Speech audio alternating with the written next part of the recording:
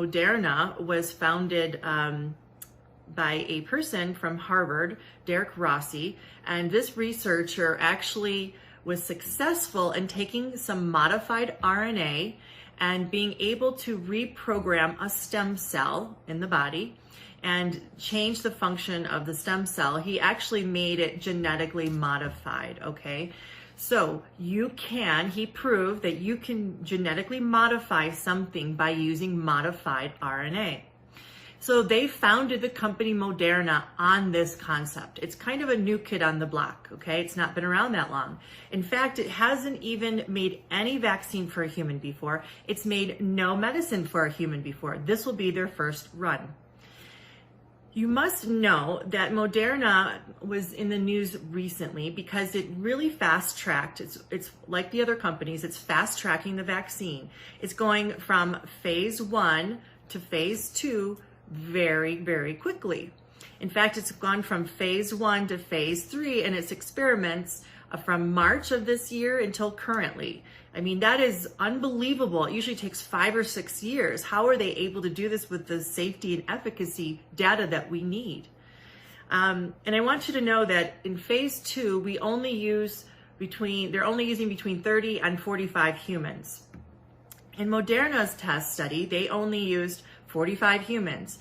And with the high dose vaccine group, they got 100% of those people got systemic side effects, 100. That's only in the short side effect profile.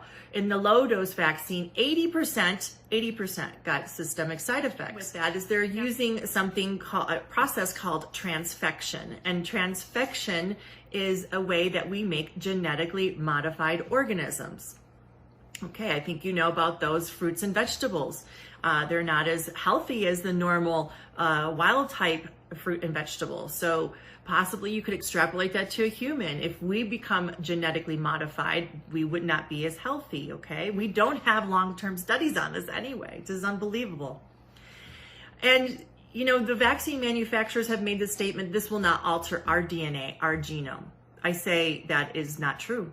Because if we use this process to make a genetically modified organism, why would it not do the same thing to a human? I don't know why they're saying that.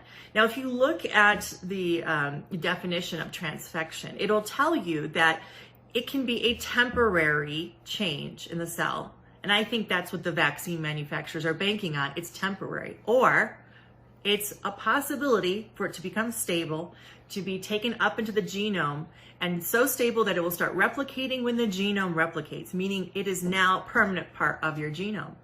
That's a chance that we're taking. So it could be temporary or it could be permanent. And we would never know that for years down the road, honestly. So here we go. We've got something that can alter our genome. It's a possibility.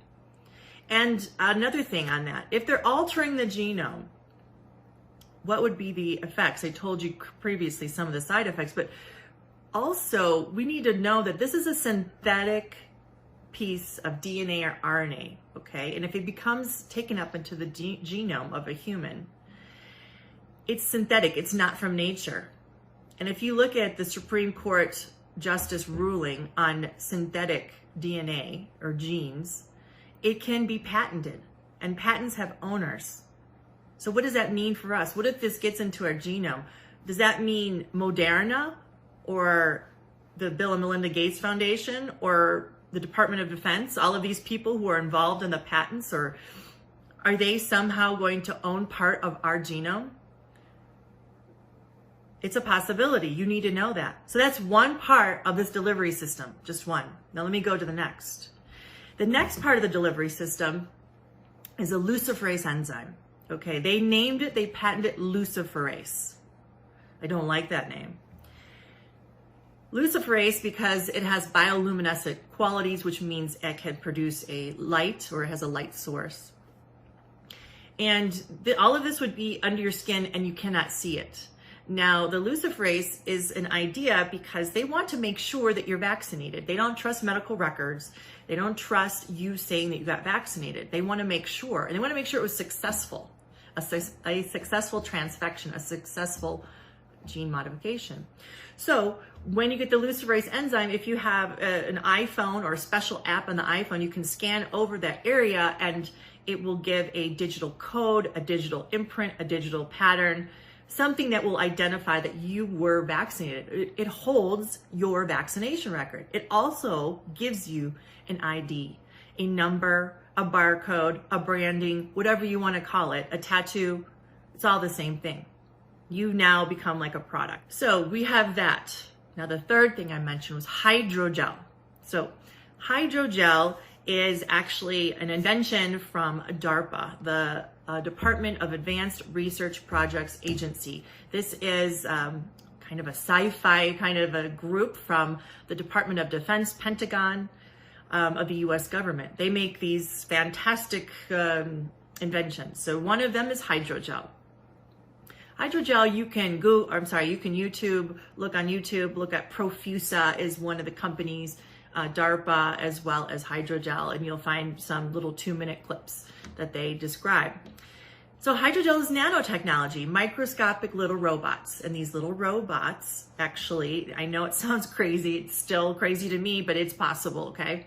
They can disassemble, reassemble, assemble and make different things.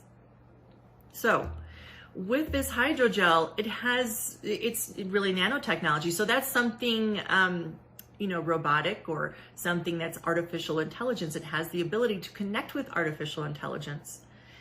So this means that a human can now connect to directly and gather information from our bodies and gather it and connect with your smartphone, with the cloud, with some other smart device. And once this is done, this is 24 hours a day, 7 days a week, 365 days a year. Think about that. Think about how immediately that could change our privacy. Immediately it can change our autonomy. Immediately change our freedoms. This can gather data like your blood sugar, your oxygen, your blood pressure. Okay, those sound great. But it also can gather many other things. It can gather, they say, your emotions or your menstrual cycle, your activity, if you've fallen, your nutrients in your body. If you took medicines, it's a potential to see if you took illicit drugs. It's got a potential to see almost anything that goes on in your body. And all of this information is going where? That has not been addressed. Who's protecting this information? What are they using it for? This is really serious stuff, guys. This is all being proposed or being unveiled in the next vaccine, okay? The other thing to know is with this nanotechnology, hydrogel, artificial intelligence, hookup, just like your cell phone, you can send a text message, you can send an email, but also you can receive them back. So that means we could receive information. What information would be coming back into us? Would it affect our mood, our behavior? Would it affect, how we think or our memories? If you haven't watched the movie Matrix, I think you should. I think there's some truth in that, in that movie. I see so many wrong things with this vaccine. And I see that we are not talking about it in the major media. And I feel that these companies are outright lying to us when they say they cannot affect our DNA. Because by all definitions that they are using, this can affect our DNA. Right in this moment, we need to make a decision. And I found out that we need to make a decision about this because I investigated the proposed COVID-19 vaccine. And this is my alarm call to the world. I looked at the pros and cons and it frightens me. And I want you to know about this. You need to be very well informed because this new vaccine is not like your normal flu vaccine. This is something very different. This is something brand new. This is something completely experimental on the human race. And it's not just about being a different vaccine. There are technologies that are being introduced with this vaccine that can change the way we live, who we are, and what we are, and very quickly. I think that some people that you might know these names, Elon Musk, who is the founder of SpaceX and Tesla Automotive, as well as Ray Kurzweil, who is one of the bigwigs of Google. These are self-proclaimed transhumanists. They believe that we should go to human 2.0, and they are very big proponents of this. There's a lot of other people that you might know their names. They're also involved with this, so that there's some major names behind these vaccines. You're always going to see like the Department of Defense from the US government, sometimes DARPA, like I told you. Why is the military involved with our vaccines? You see the Bill and Melinda Gates Foundation everywhere with this. If you look, you'll find that name almost always. And let's go back to the Bill and Melinda Gates Foundation. I want you to look up let's look at the track record. Let's look at what the man stands for. His family comes from a family of eugenics. What does eugenics mean? Population control, meaning there's too many people on the planet. That's important to know. He's been on video stating that he thinks with a very good new vaccine, we could get the Earth's population to be decreased by 10 to 15%. Well, who's going to stay and who's going to go? And who is he to decide? He doesn't have a medical background, no epidemiology background, no science background. He's not a doctor, a software tech. That's what he has. I'd also like you to realize, I always look at who has a vested interest. What are their motivations? What is his motivation, right? We already know his family background. Well, what's very concerning to me is that DARPA, this military agency, as well as the Bill and Melinda Gates Foundation, is very interested in something called gene drive research or technology, or gene extinction technology. And it's exactly what it sounds like. By using genetic mutations, by use of transfection, for instance, you can exterminate an entire species from the planet. They are proposing to use this for mosquitoes, for instance, in Africa. But guys, our world is a delicate ecosystem. Who is saying one species goes? You destroy one species, you could affect an entire ecosystem. So when you exterminate an entire species, you will affect an entire ecosystem. It's a very delicate balance. And who's to say who's going to stay and who's going to go? Who's got that knowledge? Why aren't we talking about this? And guys, if we can do it to an insect, we can do it to an animal, we can do it to a human. I bring this up because if these agencies that are behind the vaccine also stand for that, do you trust them with your health? Do you trust them with your family? Do you trust them with our children? The other thing is we're rushing this to production. What is the motivation behind that? We need to really think about this. I've also stated in the past that we need to know that there are, at least in the United States, there are mandates passed that make the vaccine manufacturers have no liability, zero liability for any harm done to any human. If people are killed, if they're hurt, if they're paralyzed, if they're maimed for life, it doesn't matter. You have no recourse and they still make all their profit. So there's no incentive for them to make it safe anyway. Also want you to know that one of the mandates, the Emergency Preparedness Act, that says they can force a vaccine on us.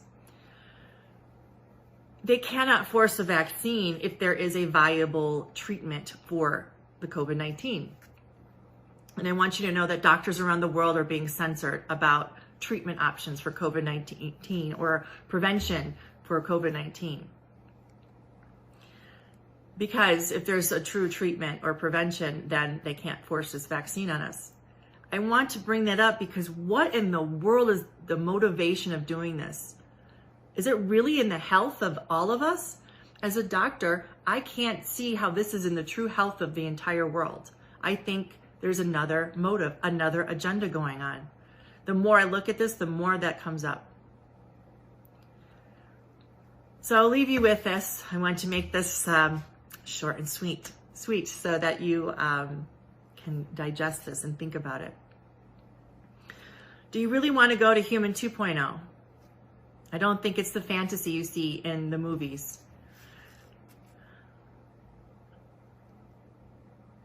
We need to come together, and we need to unify our voices, because people in positions of power taking care of our health are not in our best interest. But together we have power. Together, united, our voice is strong. So I encourage you to do critical thinking, do your own research, join groups in your state, go to your state legislature, and you tell them no. No to these experiments on humans. No to invasion of privacy. No to censorship. We are sovereign human souls, and we need to take our rights back. Thank you for listening. And you know, I always say my videos with the greatest of love and the greatest of peace.